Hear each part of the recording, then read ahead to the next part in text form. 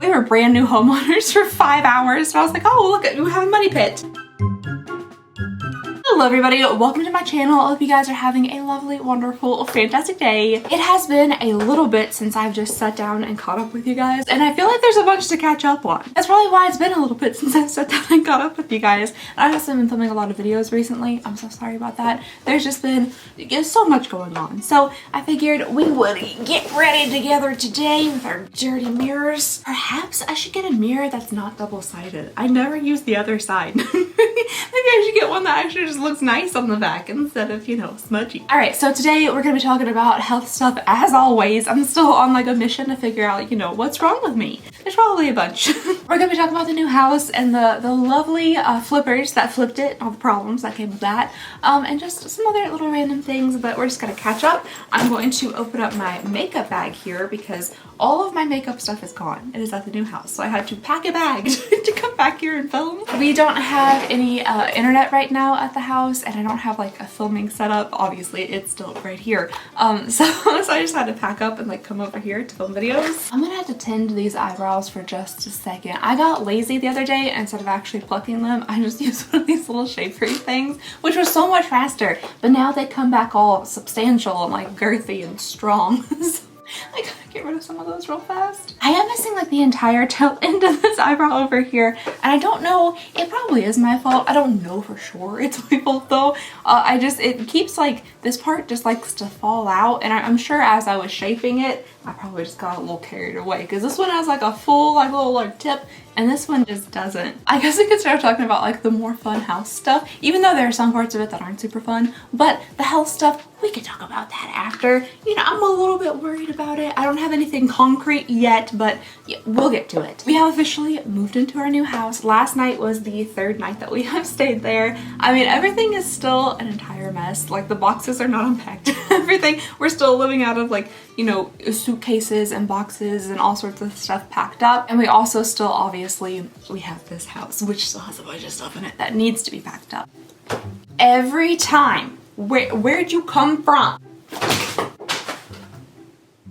I might have just slingshotted my pen out of my little notebook here. Anywho, so we closed on the house and stuff a while ago, so we've been in possession of the other house for a little bit now. There are several things before we moved in that we wanted to do to the house, like cosmetic stuff, and then there are also several things that like needed to be done to the house because of needed to. So one of the cosmetic things that we wanted to do was we really wanted to put hardwood floors on the main floor. There's some other, like, I think they call it like luxury vinyl down before, and it was perfectly fine floor. It's still in the upstairs in the basement, but we really wanted that kind of like rich hardwood look downstairs on the main floor. So we put in the hardwood, and we're really happy with it. We really like it. There's also a bunch of painting that needed to be done. All the walls were like a beige color, so we painted those to a shade called Marshmallow. My husband Jerry picked it out because he liked the name, which I personally believe is a totally valid way to pick a paint color for a house. Like Marshmallow, that's a cute name. It's just like a very nice kind of light warm white color. It's very neutral. But we haven't really started decorating anything like that yet. We've placed some furniture, but not a lot really, and I'm kind of hoping to be able to make videos on that aspect of it.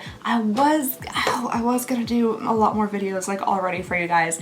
We were talking about maybe doing those on the vlogging channel, which I've yet to upload anything to, but it was just so much work and stuff, like moving and packing and trying to get like the house in shape and everything to get over there, that I haven't filmed anything. I'm so sorry. I'm not a vlogger. I've never been a vlogger. I don't know if I ever will be a vlogger. It's difficult to like vlog and film and talk in front of people for me, so I don't know if that'll ever be like a full like vlogging channel, but I think showing some like house progress of maybe like just the decorating and stuff could be fun. So we did do several things that were just, you know, just once. Definitely wasn't like a need. Technically probably could have moved into the house as is, like it was move-in ready. But there were a couple of things that happened in the house. It's like, I guess when we were going around looking at it, we were just really excited about the prospect of the house that we might not have paid enough attention. We might have missed some things as we were walking through that the flippers did that were definitely interesting.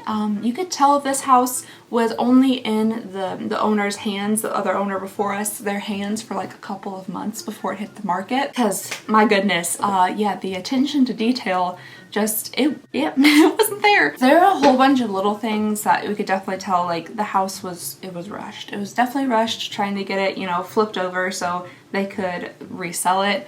The house, they bought it for like $100,000, was it? Less than it was listed for. I don't know how they managed that, to be totally honest. I think that freaked out my dad a little bit. He was like, why on earth did the sellers who sold the house to the flippers sell their house for like literally like $100,000 less than listing? That's weird. So the flippers were able to purchase it, do the work on it, and then put it back on the market within literally, it was like 3 months of having it. And then they did do a decent amount of work, but just most of the work was like unfinished work. There's some little things, and then there was one nearly what I believe to be a disastrous thing that happened like after we purchased the house. Some of the little stuff was like none of like the finishes were really thought about. So there was a lot of unfinished paint, or things just had primer on them. They really didn't seem to care a lot about like making sure fixtures and stuff kind of went together. So there's like a little hall bath like right before you get into the kitchen, and there's like silver knobs, there's a gold sink, and then above it there's like a black light with like a really deep gold on it, and none of those match. None of it goes together, but you know, like fine. Does it kind of look like they just took whatever was left over? They're realtors, by the way, the people who did the flip. Does it kind of look like they just took whatever they had left over from either other flips or houses and just kind of shoved it in there? Yeah, a little bit. Yeah, a little bit. You could see in some of the rooms they like sprayed the walls beige, but then they like oversprayed it onto the ceiling, so there's just like beige like mists on the ceiling. There's a weird door in the dining room that was so crooked you could see the outside. Like you could see around the edges of the door because they had put it on so super crooked. There's a lot of weird stuff with doors in the house, actually. There's a door in the basement where they have chiseled out like the door jamb to put weird little things, hinges, inside the chiseled out part so the door could open. Oh, also the closet doors, I feel like I might have mentioned this in another video, but they had obviously taken out carpet throughout the house because like the trim of the doors, there's like gaps around it in the floor where there had probably been like a nice thick carpet and they had put in that linoleum. But in all the closets that slid like this, they had to take out the bottom tracks because they took out the carpet, and they didn't replace the closet doors, they just left the old ones. So they're too short to put another track to actually have them slide on, so they just swing freely. So a lot of this stuff, it's little speedy things, you know. They're trying to get through it fast so they could make the most bang for their buck, sell this house as fast as I possibly could, and I'm sure move on to the next one. And a lot of this stuff we noticed as we were walking through, and we're like, you know, that's not great. Sure, the closets swing weird, and those are super strange door jambs, whatever. We noticed a lot of that stuff as we walked through, but there's also a lot we didn't notice. In the hall bath upstairs, I put in a Formica countertop, and I didn't even like think to like look at the edge of it, but one of the edges is just fully peeling off, like almost completely peeled off. They have two lights above the sinks that are long enough to like touch each other, so they almost look like one light, but they're crooked like this, like this. And then also the worst part in that bathroom, we're actually gonna have to tear out the entire tub and shower. We didn't notice during like the walkthroughs and stuff that they had put in a shower surround, you know, like the plasticky part. Somehow, some way, there's supposed to be a lip on the top of it that meets the drywall like this, and then, you know, silicone, that kind of stuff, so water doesn't get up into your walls. They have shoved this shower surround like up to the drywall to where it's almost like perfectly in line with the drywall, and there's no silicone or anything there, and it's just raw drywall touching the shower thing, and there's a gap in it. So if we were to shower in there, the water is gonna go up into the drywall, into the walls. So that's something we didn't notice. And unfortunately, that's kind of a big issue. Most of the other stuff was like, well, I say most, but a lot of the other stuff was just cosmetic issues, but that one's actually a fairly big issue to where we're going to have to really rip out the shower and replace it because it's just not going to work that way. Like the drywall bows out and everything.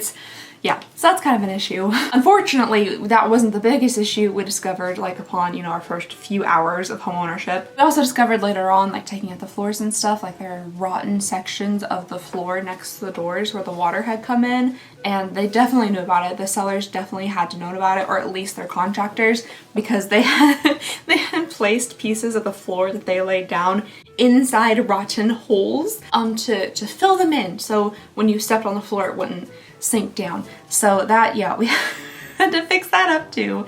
But the biggest thing, the thing that I like was panicking about, we had just signed on the house. We just closed. And of course, me and Jeremy were all excited. So we go over to the house and we're just immediately gonna start working on things. Like immediately, as soon as we closed on the house, we went there to like get work done so we could get moved in. We signed all the dotted lines, we get our keys, we go over to the house all excited, ready to start working. And as we're working, it starts storming at the house. It starts raining pretty hard, storming pretty hard. And I think I was down in the basement, and when I came upstairs, my dad was like, there's a leak. Like, it had been potentially approximately 4 hours since we signed on this paperwork and closed for this house, and there's a leak. So I'm like, oh my gosh, so we go to the where the leak is, and it's in the front like living room. There's a bay window there, and there is a huge puddle of water on the floor, and the water like was coming in from the top of the window. You could see it like where it had run down the walls. It was collecting on the window seal. Like it was a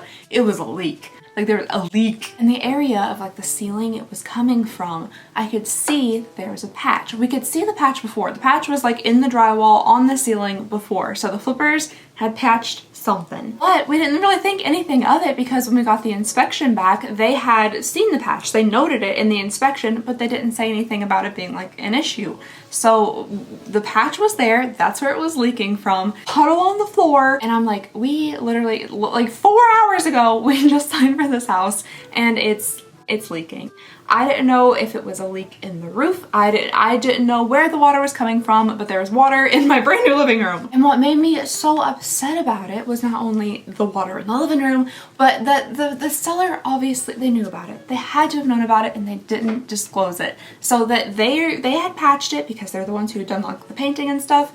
They patched the ceiling but didn't disclose anything about leaks in the seller's disclosure, which you're like not supposed to do. You're not supposed to do that. You gotta tell people if there's been water, leaks, anything. There's a whole questionnaire about, have you seen any leaks? Have you seen any water in the living room? And you're supposed to answer honestly. So I was pretty upset about that. I was a little bit upset about that, and I just wanted to text my realtor and like let her know. She really loved that window, the bay window, and I was like, you're not gonna believe this. So I just texted her. She's a really sweet lady. And I was like, you're not gonna believe this. There's a leak in the window, there's water all over the floor, and I was like, the joys of home ownership, like haha, because there's nothing you can do about that at that point. Like I've signed the paperwork, we've already agreed to purchase this house, we paid them, we gave them the check, like it's done. But I sent her that and she was not happy. She was not happy with the seller, and she was like, can you send me pictures? And I was like, yeah, of course, here's your pictures. I had taken a video of it when it actually happened, so I sent all that over to her. And she contacted the seller, and she did, I'm sure, her best to try to get them to do something about it, but of course they refused. So she came back and she was like, hey, I'm so sorry that this happened, but the seller has refused to do anything about it, which, you know, I assumed that would be the outcome, because I didn't think once, you know, the paperwork had been signed and passed on and that kind of stuff, that, you know, it's out of his hands is now our problem. It's just a really shady, kind of crappy thing to do, to not mention there's a leak. And at the same time, because the flippers did not put any weather strips under the doors, there's also water blowing in onto the floor from underneath the front door. So there was a leak in the living room. The front door was like, water was coming in through it, and I was like, I was panicking. I was like, this is ridiculous. We've made a mistake. Like there's obviously stuff going on here that they didn't disclose. That made me really, really nervous. We were brand new homeowners for 5 hours, so I was like, oh, look, we have a money pit. Fortunately, it wasn't that bad. So my dad, thank goodness for him, like my dad has put in so much work into this house, so much. We are so grateful, so thankful for him. But he fortunately knows things. I I don't know, house things. So, you know, there's a leak in the roof. I'm assuming, oh my gosh, like it's done. New roof, new whatever, like this is awful. But he determined that there wasn't like caulking or something around a window somewhere upstairs, so he went and filled that in. And since then, fingers crossed, we haven't seen any more water, even with like heavy rain. So hopefully that's the fix. Oh, we did actually, no, we did see water one more time. Or actually, I'm not even 100% positive if it was like water, but we came in and there's a big bubble in the ceiling, like a big one. So I got up there and I tried to poke at it and see if any water came out. And then somebody went up there with a fork and also poked at it, but no water came out. So we're hoping it was just maybe trapped moisture or something from when the ceiling leaked. But so far, it's so good since my dad has like put silicone caulking around the window. Now don't get me wrong, I love the house. I really do. I'm very, very excited. I love the house. Like I don't really see us ever like needing to move, to be fully honest. I think I was just really upset that the flippers like you disrespected the house in such a way. Like it just really, you know, it wasn't a best effort from anybody. There's just not a chance it was anybody's best effort. You know, they just did it as fast as they could, just slap things together to try to get it out of their hands and sell it, which I think it's very frustrating, you know, because for instance, we're gonna sell this house and we are going over this thing with a fine-tooth comb. We're making sure everything is perfect. Like I said, there's an issue with this window back here. The entire thing is getting ripped out. The whole thing, the wall, we're putting in a brand new window. We will make sure this house is spotless. Everything's working perfectly. We're gonna make sure everything is like, you know, at its peak that it can be for this house, this 20-something-year-old house, before we put it on the market. But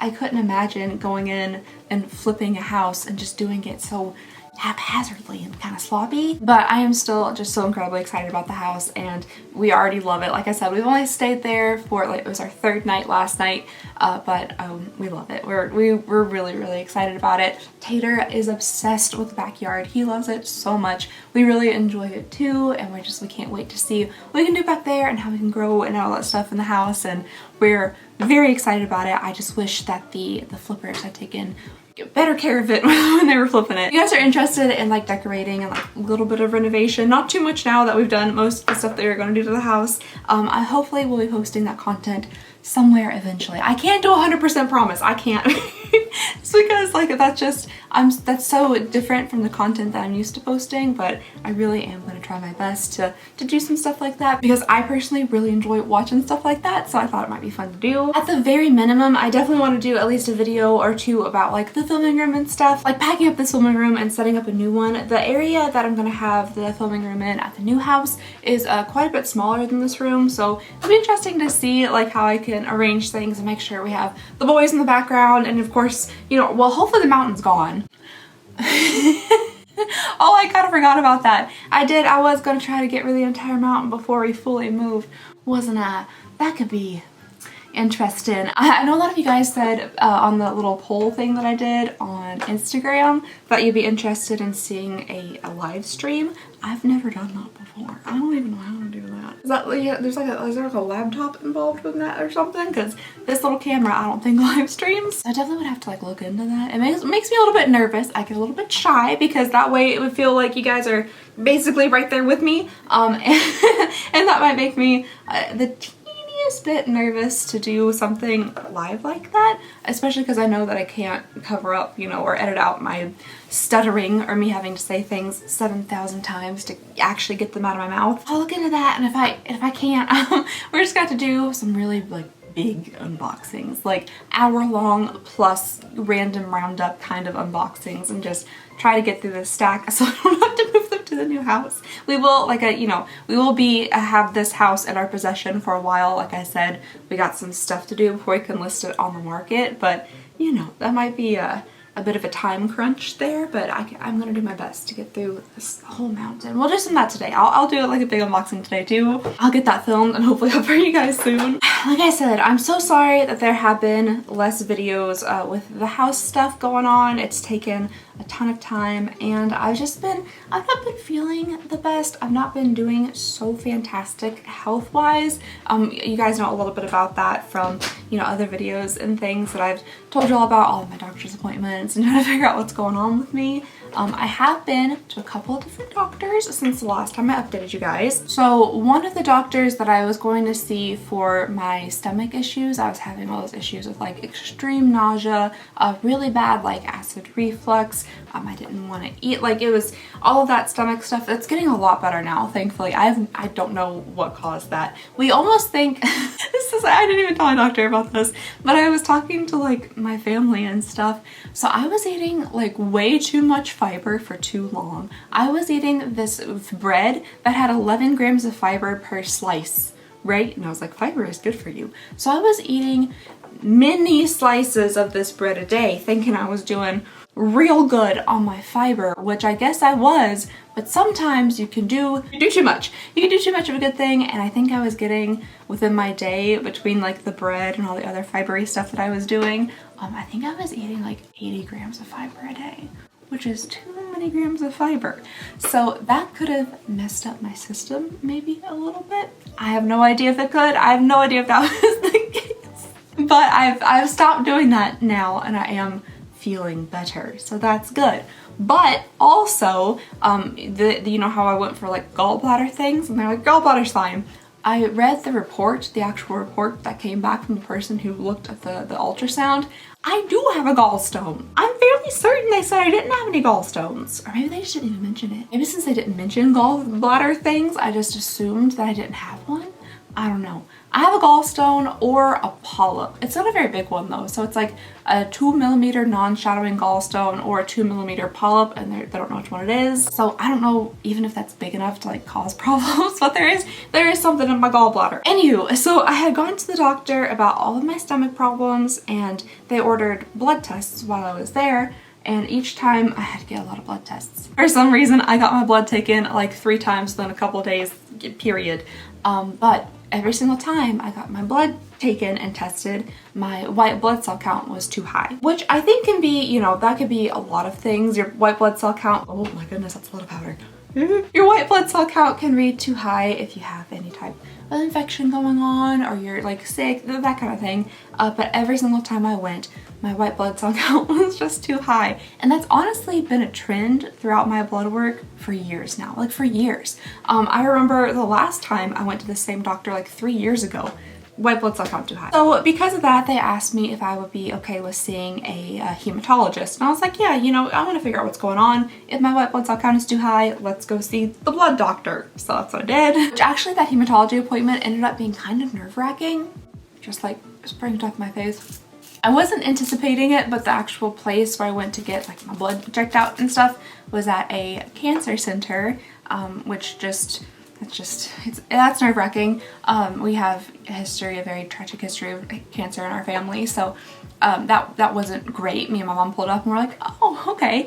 And then going in and stuff, I'm sure they had the best intentions. I'm sure they did. But the lady who was taking me to the appointment, I had to go in and like, this chair's so squeaky. I had to go in and register, and then a lady like walked me up to the appointment, and as she was walking me there, we were going past like different rooms and things, and she was like, okay, well here is like the Cancer Resource Center. She's like, this is where you'll get your wigs and all this kind of stuff. And I was like, I was like, oh, I'm just here to get my blood checked out, you know, hematology and that kind of stuff. And then she said, and I'm sure she didn't like, she probably wasn't, I don't know, I'm sure she wasn't thinking about it, but she was like, well, a lot of people go up there thinking it's nothing, and then it turns out to be something. I was like, oh, okay, yeah, I'm sure that happens. I was like pretty confident everything was like gonna be fine, but at the same time, like, you know, I've been really sick lately, and I was like, this is just not a comforting thing to hear. So when I get up there, like, it kind of continues a little bit, because all the people that I'm seeing and talking to, they're like, are you nervous? I wasn't. The lady who was doing like all my medical record stuff, like blood pressure and like medication, that kind of thing, she was like, are you scared? Are you nervous? And I told her, I was like, well, I wasn't until I got here. And she was like, well, you're just here for hematology, so it should be okay. Don't be too nervous. I was like, okay, thank you. I am now, but thank you. Again, I'm sure there's like protocols and things they're supposed to say and that kind of stuff. I just that wasn't what I was like thinking the appointment was gonna be like that day. So that was nerve-wracking. My mom was very nervous, but quickly after meeting the doctor, when he came in, he asked me questions, that kind of thing. He kind of was like, it's probably gonna be fine. My white blood cell count wasn't off the charts or anything, so he was like, it's, you know, probably gonna be fine. I didn't have any markers for anything else or any other symptoms or lumps or anything like that. He was like fairly reassuring. They did do several blood tests. However, he told me that he thinks the reason my white blood cell count was high is I told him I had endometriosis, and he was like, well, it could be the endometriosis, or it could also be this other thing that I was seeing another doctor for. And when I did get the hematology reports back, like my blood test, everything was fine. My white blood cell count was still kind of elevated, but everything's good. It's fine on that end. However, what I am now concerned about is that I am seeing a rheumatologist. So I saw a rheumatologist a long time ago in high school. They were testing me for lupus, and apparently a lot of the markers came back, but not enough for them to feel confident that I had lupus. So, you know, that was a long time ago, but I've been having a lot of symptoms that could be indicative of something that's like an autoimmune disease, like a chronic inflammatory issue for a long time. So I've just really been wanting to get rechecked for lupus stuff and just to see a rheumatologist to kind of figure out what's going on with me. So I just asked my general practitioner, I was like, hey, these are the things that are going on with me, and I would like to see a rheumatologist. And basically she just asked me a couple questions. She was like, do you have issues with your joints? And I was like, oh, these joints? And I started cracking. I don't know if you can hear that cracking or not, but I was like, yes, I do. I have very kind of sore, painful, stiff, inflamed joints that pop and crack, that kind of stuff. Of course, like the hair loss and the facial flushing. And since I had several things that could potentially be linked to like an autoimmune issue, she was totally fine with sending me or referring me to a rheumatologist. So I went to the rheumatologist. It's been a few weeks now, and you know, I told them my entire like medical history and everything that could potentially be wrong with me, and my past with being like tested for lupus, my hair loss issues and facial flushing, all that kind of stuff. And they ran a ton of tests. I took so many vials of blood. And I actually have a follow-up appointment with them here in a couple of days, but I have received just the blood work back from the lab, and I'm not a medical professional. I'm not a doctor in the even slightest sense of the word. Am I a doctor? But there are some things that I saw on my blood tests that were a little concerning, mainly because the blood test told me it was concerning. There was like a caution sign, and it was like abnormal. So that's what I was looking at. So there are a couple of things that I'm a little bit concerned about. One of the reasons I asked to go to a rheumatologist is because on my other blood work that I got back, you know, the one that showed that my white blood cell count was high, I had some other stuff that had those caution signs on it that were a little bit like concerning, I guess. I had a high lymph count, whatever that is, and then I had a high anti-chromatin antibodies count. Again, not a doctor. I don't really know what those are, but you're supposed to be in between like 0 to like 0.9, and mine was a 3.1. And I looked up what an anti-chromatin antibody is, and apparently it's something that can be linked to lupus, or like if used in the diagnosis of lupus. Now I'm nervous, so now I'm not 100% sure, so I'm gonna check again. Yes, okay. Anti-chromatin antibodies are found in approximately 75% of people with systematic lupus erythematosus,